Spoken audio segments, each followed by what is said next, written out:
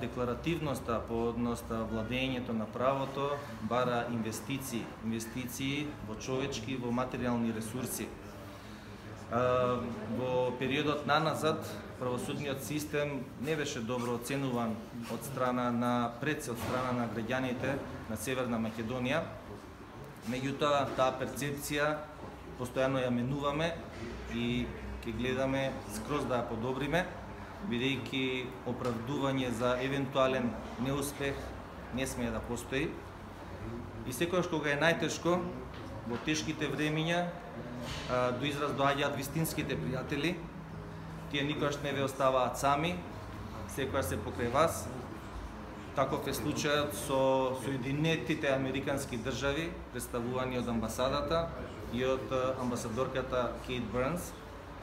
Тие во овие тешки времиња, или јаде да бидам поблаг, времиња на големи предизвици, повторно и по кој знае кој пат ни ја подадоа раката и ни помогнаа.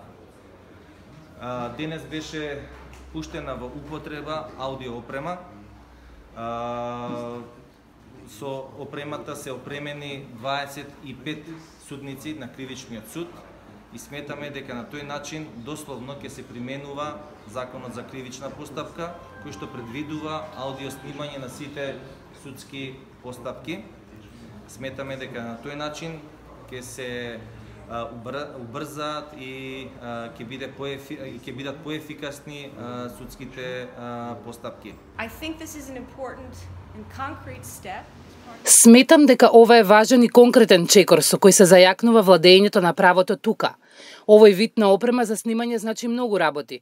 Ја зголемува отчетноста и транспарентноста, ја зголемува довербата на јавноста во институциите, како и ефикасноста. Судиите, обвинителите, адвокатите ќе можат да се фокусираат на она што слушаат и зборуваат, наместо да фаќаат забелешки.